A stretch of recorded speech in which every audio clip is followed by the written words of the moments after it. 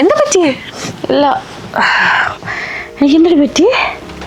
നീ അതൊന്നുമില്ലടി, നമ്മൾ സംസാരിച്ചിരുന്നപ്പോഴത്തേക്കും നീ പെട്ടെന്ന് ഉറങ്ങിപ്പോയി. പിന്നെ നീ ടയർഡാന്ന് വെച്ച് ഞാൻ എണിപ്പിച്ചില്ലെന്നേ ഉള്ളൂ.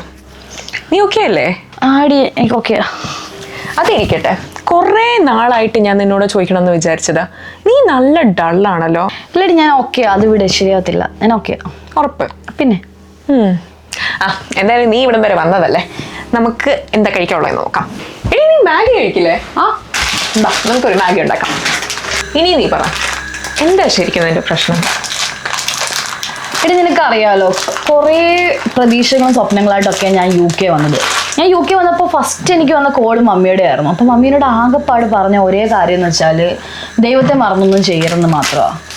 അത് UK എന്ന് വെച്ചാൽ ശരിക്കും പറഞ്ഞാൽ ശരിക്കും ഒരു പുതിയ ലോകമായിരുന്നു. പിന്നെ ഞാൻ പരമാവധി എപ്പോഴും ചർച്ചിലൊക്കെ പോകാൻ നോക്കുമായിരുന്നു. പക്ഷെ പിന്നെ എപ്പോഴോ ഭയങ്കര യൂണിവേഴ്സിറ്റിയും ജോലി അസൈൻമെൻറ്റും ഒക്കെ ആയിട്ട് എപ്പോഴൊക്കെ ഭയങ്കര തിരക്കായിപ്പോയി. ഞാൻ പക്ഷെ പരമാവധി ട്രൈ ചെയ്യുമായിരുന്നു എപ്പോഴും ചർച്ചിലൊക്കെ പോകാൻ വേണ്ടിയിട്ട്.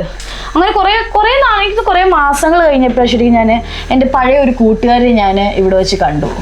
ഹായ് അല്ല, എന്തുകൊണ്ട് വിശേഷം? സുഖമായിട്ടിരിക്കുന്നു.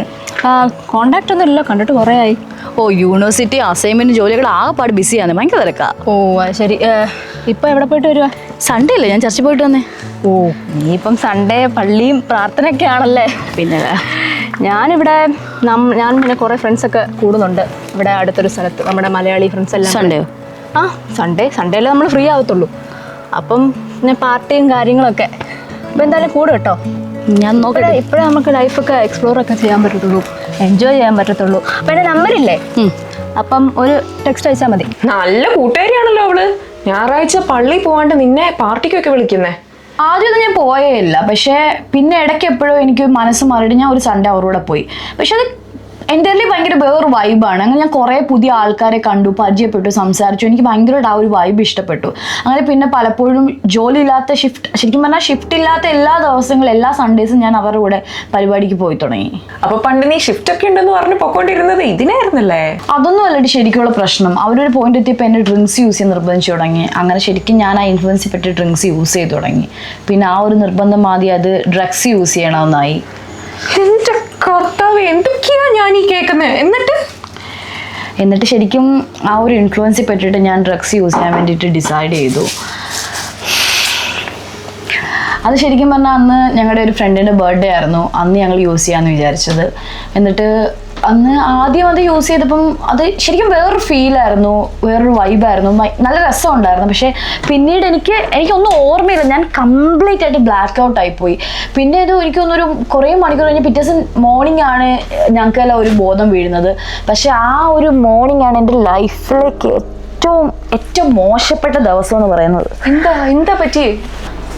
പിറ്റേന്ന് രാവിലെ ബോധം വന്നിട്ട് ഞാൻ ആ വീട്ടിൽ നിന്ന് ഇറങ്ങിയപ്പം എൻ്റെ ഒരു ഫ്രണ്ടിൻ്റെ ബാക്കിൽ നിന്ന് വിളിച്ചു.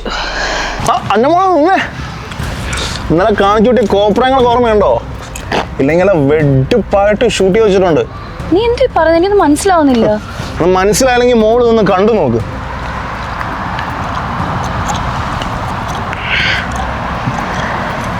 കൂട്ടുകാരാണ് പരിചയക്കാരാണെന്നൊക്കെ നിർത്തിയേ.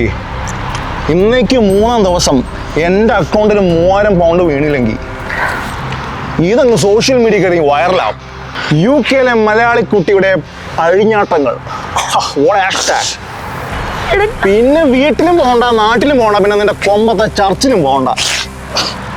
നിന്റെ കരച്ചിലൊന്നും എനിക്ക് കാണണ്ട. മറക്കണ്ട, ഇന്നേക്ക് 3-ാം ദിവസം കരയ്ക്കുന്ന്.